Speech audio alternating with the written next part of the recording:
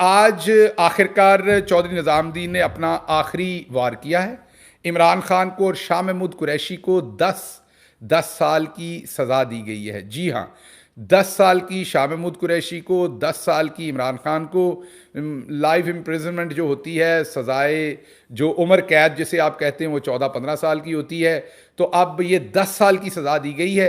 और वजह आपको मैंने बता दी है कि जब चौधरी निज़ामुद्दीन ने ये सारा प्लान किया था, जज को ये हुक्म दिया था, तो मकसद उसके अंदर सिर्फ एक था, जज साहब को प्लान करके सज़ा देने का, हुक्म देने का कि 5 साल से ऊपर आपने हर सूरत सज़ा देनी है, ताकि जब इमरान खान का ये केस हाई कोर्ट में जाए तो फौरी तौर पर मुअत्तल ना हो सके, लंबा इसके ऊपर हम खेल सकें, इलेक्शन करवा सकें। अच्छा जी, ये एक बड़ी इंटरेस्टिंग कमेंट आया है। एक हमारे बड़े तगड़े रिपोर्टर हैं साकिब बशीर, ये तगड़े रिपोर्टर हैं और अनबाइस्ड रिपोर्टर हैं। अक्सर लोग ये समझते हैं कि साकिब बशीर साहब जो है वो बड़ी बेहतर रिपोर्टिंग करते हैं और वो एक अनबाइस्ड रिपोर्टिंग करते हैं और कोशिश करते हैं कि वो अपना ओपिनियन जो है वो बड़ा लगा बंधा ओपिनियन देते हैं कानूनी मामलात को।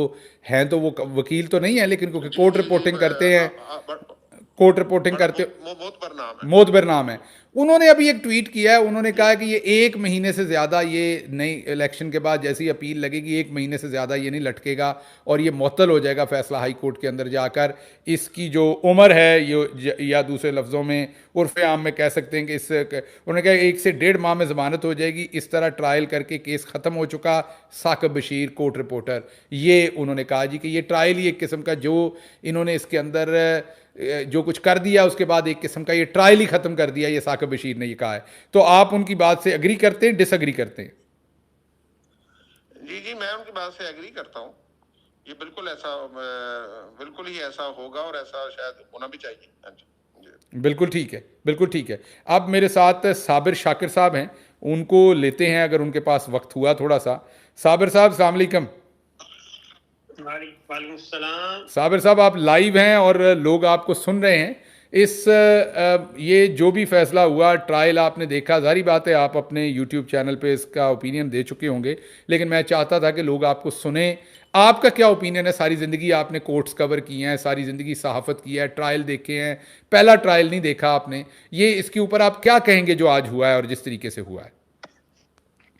ये बिल्कुल, मैं तो कहता हूँ कि खुशकिस्मती है इमरान खान साहब की, शाह महमूद कुरैशी साहब की, कि ऐसा ट्रायल तो हर किसी को नसीब हो जिस तरीके से ये ट्रायल हुआ है। क्योंकि ये एक ऐसा फैसला था कि मार्केट में पिछले एक हफ्ते से दस्तयाब था कि ये फैसला आ रहा है, और लेकिन जो देना चाह रहे थे वो सजाए मौत थी और उम्र कैद की सजा थी, इससे डराया जा रहा था। तो उससे भी उनको पीछे हटना पड़ा और आ गए 10 साल पे। और ये कमज़ोर तरीन ट्रायल, और इसको इंतहाई, अगर हम मुहज़्ज़ब ज़ुबान में कहें, गैर कानूनी इलीगल ट्रायल है। और ये ऐसा ट्रायल है कि हाई कोर्ट में ये 2-3 दिन से ज़्यादा ये स्टैंड नहीं कर सकेगा। 2-3 दिन आर्गूमेंट में ये केस फारिग हो जाएगा। और ये खुशकिस्मती है इमरान खान साहब की और शाह महमूद कुरैशी साहब की कि उनको इतना कमज़ोर तरीन जो है फैसला मिला कि अब उनको फिक्रमंद होने की ज़रूरत नहीं है। क्योंकि जिस तरीके से ये केस चलाया गया, हामिद खान साहब ने भी आज कहा कि ये बंदूक की नोक पे और बंदूकें तान के वकीलों पे ये केस ट्रायल हुआ है, और उसी का नतीजा है। क्योंकि इस्लामाबाद हाई कोर्ट में पिटीशंस फाइल हो चुकी थी, और अगर ये 1 घंटा भी डिले हो जाता, और बैरिस्टर गौहर की मुलाकात हो चुकी थी chief justice Islamabad high court से, और ये केस हियरिंग के लिए जैसे ही जाता, तो क्योंकि ये फर्स्ट टाइम ऐसा हुआ है कि वकला होते हुए, यानी कि इमरान खान और शाह महमूद कुरैशी साहब के वकला मौजूद थे, उनके होते हुए सरकारी वकील मुकर्रर करके कुलभूषण यादव की तरह, और उनका हक़ जिरा उनका ले लिया गया, हक़ दिफा ले लिया गया, ये सब कुछ। और फिर एक हैरत अंगेज़ बात ये हुई है कि 342 का स्टेटमेंट इमरान खान साहब का तो उन्होंने तो रिकॉर्ड करवा दिया, तो जज साहब भूल गए जल्दी में कि कुरैशी साहब का भी 342 का स्टेटमेंट रिकॉर्ड करना है। वो उन्होंने फैसला सुना दिया। फैसला सुनाने के बाद कुरैशी साहब ने कहा, जज साहब मेरा बयान तो रिकॉर्ड कर लो। ऐसे ये इनको, मैं तो पहले ही कह रहा हूँ, इनको नकल के लिए अकल की जरूरत होती है, इनको तो वो भी नहीं पता।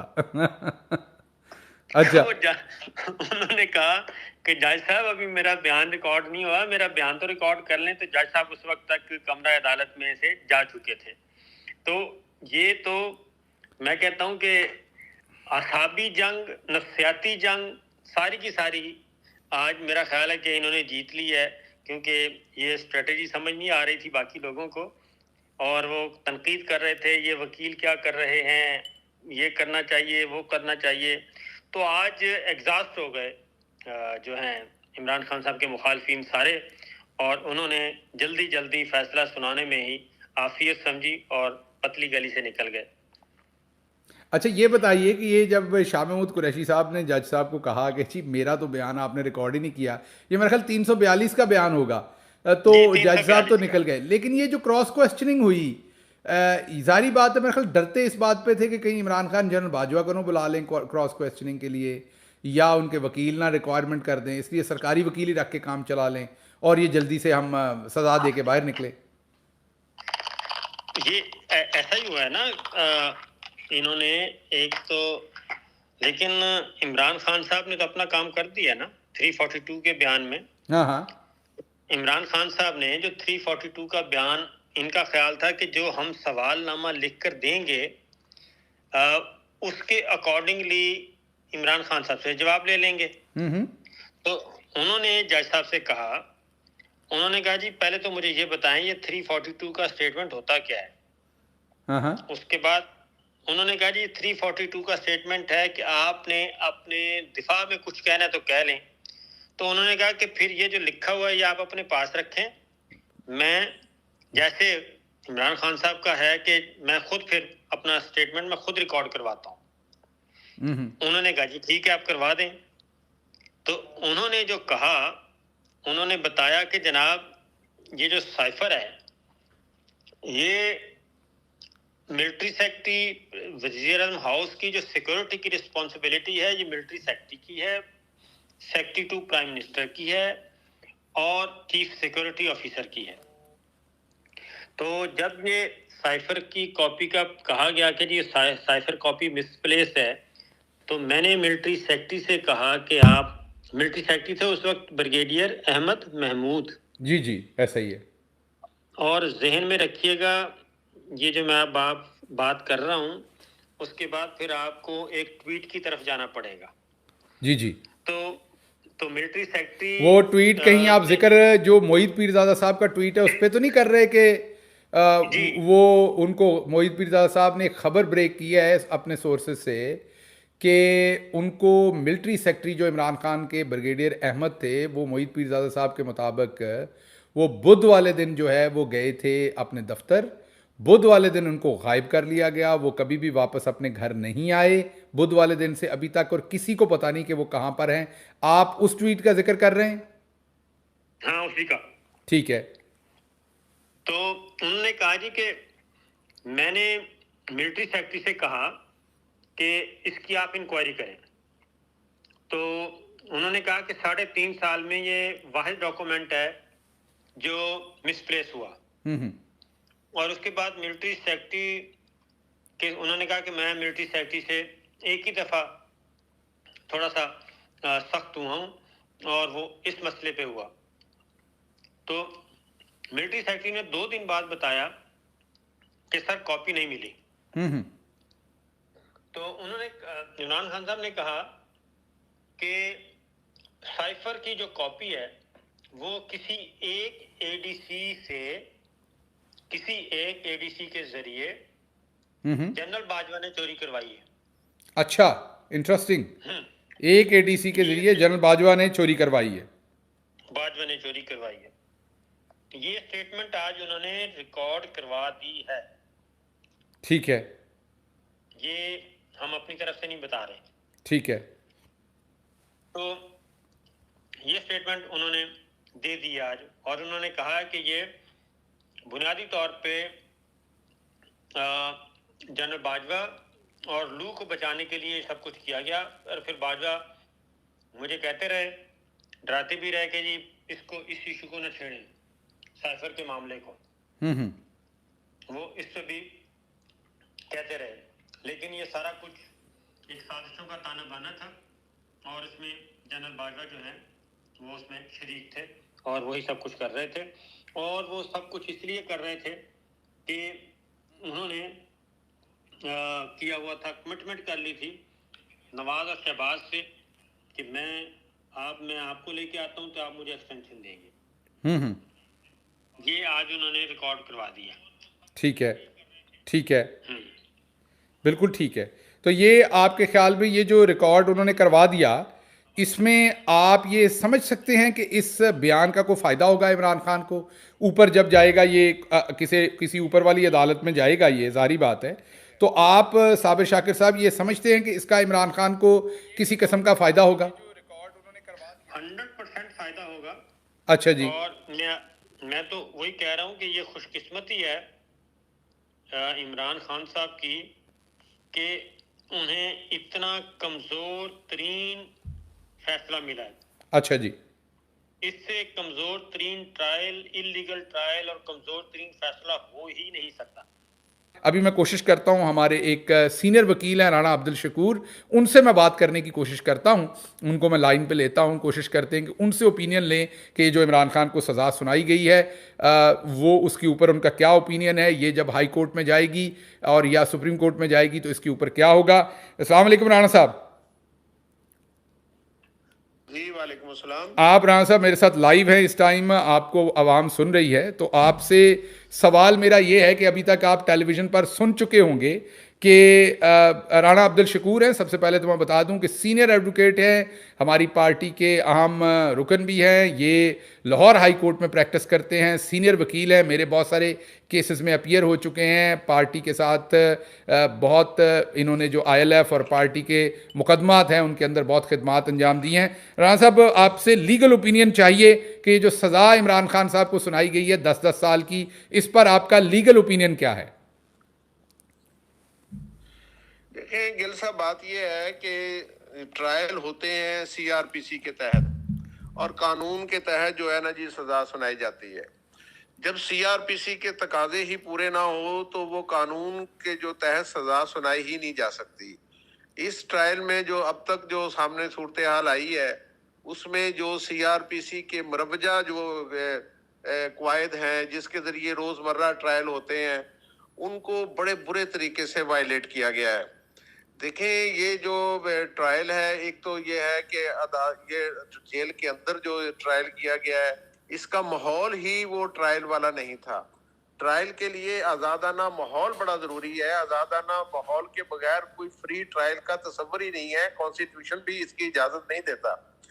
ये एक तो इसका जो माहौल था वो आज़ादाना नहीं था, और दूसरा ये है कि वहां पर जिस तरीके से वकला कोई एक्सेस को जो है ना ये लिमिटेड किया गया और उसके बाद बिल्कुल महदूद कर दिया गया और उसके बाद बंद कर दिया गया, और उसके बाद जो मेरा ख्याल है कि पाकिस्तान की लीगल हिस्ट्री में आज तक ऐसा नहीं हुआ कि उसी दिन सेम डे जिस दिन वकला हजरात जो है ये घंटे या 2 घंटे के बाद वो हाई कोर्ट से पेश होके ट्रायल कोर्ट में आ रहे हो और जज साहब कहें कि मैंने तो हर कीमत पर जो है ना जी आज सरकारी वकील मुकर्रर कर देने हैं और मैंने तो गवाहान को मतलब है कि एविडेंस मुकम्मल कर देनी है।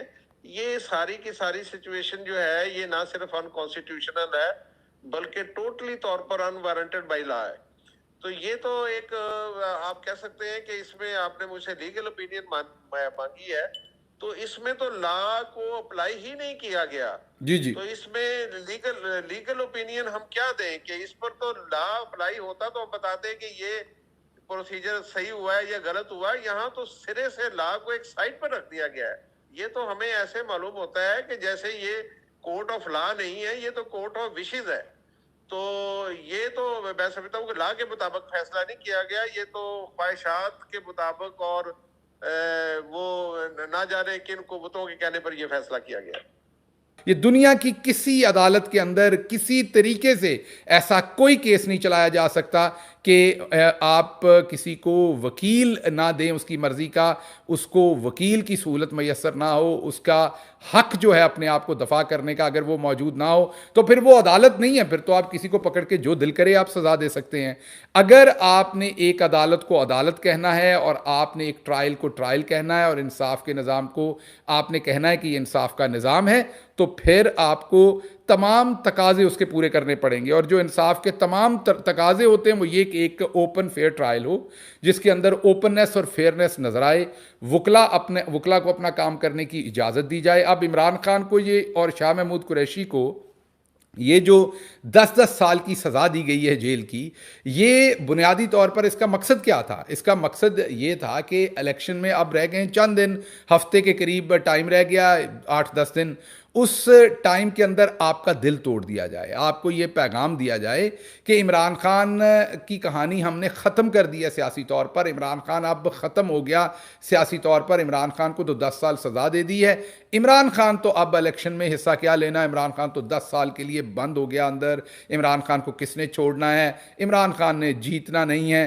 तो कौम को बददिल कर दिया जाए। कौम ये सोचे कि अब खान साहब ने तो 10 साल तक जेल के अंदर है, खान साहब उन्होंने कौन सा बाहर आना है, तो मुझे वोट देने की क्या ज़रूरत है, मैं अब वोट नहीं देते, हम आराम से घर बैठते हैं, खान साहब के लिए दुआ करेंगे, 10 साल बाद जब वो बाहर आएंगे तो तब देखेंगे अब तो इमरान खान साहब लंबे अंदर चले गए। ये मकसद है जी, सिंपल ये मकसद है, ये सारी करतूत करने का, चौधरी निज़ामुद्दीन के इस टाइम बिल्कुल नंगे होकर सामने आ जाने की जो एक वजह है, वो वजह यह है कि आपको इलेक्शन से दूर रखना, क्योंकि ये धांधली नहीं कर सकते इस लेवल पे जिस लेवल पर आप इमरान खान से जुड़ गए हैं। मैं अल्लाह को हाजिर नाजिर जानकर कह रहा हूं, ये जो पुट सकते हैं वो पुट जाने के बावजूद भी ये उस धांधली को मैनेज नहीं कर सकते, ये इनकी कैपेसिटी में नहीं है। हमारे मुल्क की इतनी कैपेसिटी होती तो हम पता नहीं फिर कहां के कहां पहुंच जाते। ये इतनी कैपेसिटी नहीं है कि ये नकल के लिए भी अकल की जरूरत होती है, हमारी इतनी कैपेसिटी नहीं है। हम तो कोई छोटा सा काम करते हैं तो 10 उसके पीछे शवाहद छोड़ देते हैं। एक बंदे को अगवा करना होता है,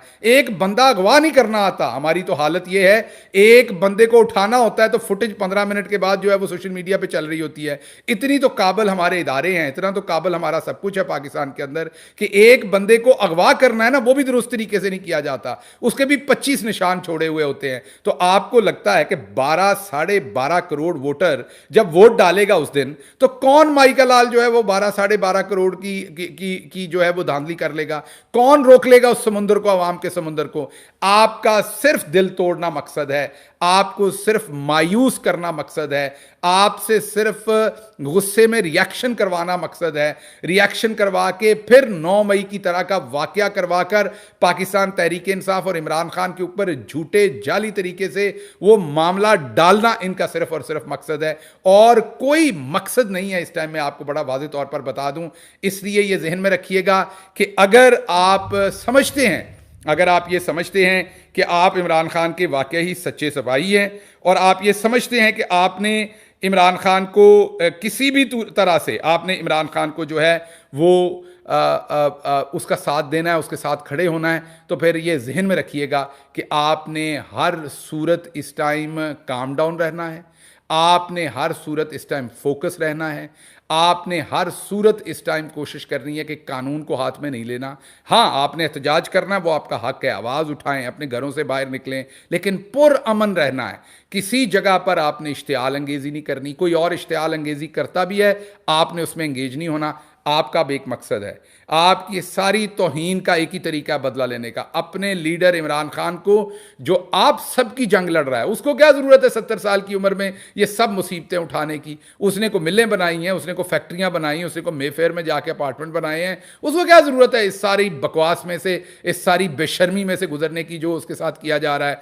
वो सिर्फ और सिर्फ खड़ा है आप लोगों के हकूक़ के लिए। उसको पता है कि आपकी ज़िंदगी तंग कर दी गई है, पहले ही महंगाई से आपकी ज़िंदगी तंग कर दी गई, आपकी खुददारी बेच दी गई है, आपके मुल्क की जो सालमियत के लॉन्ग टर्म जो प्लान है वो नवाज शरीफ जैसे चोर जो हैं वो बाहर साइन करके आए हुए हैं कि हम आपको ये डिलीवर करेंगे। इमरान खान आपकी जंग लड़ रहा है, और उस जंग को अब लड़ने का आपका जो फ़र्ज़ है वो एक ही है कि आप 8 फरवरी को हर सूरत वोट डालेंगे।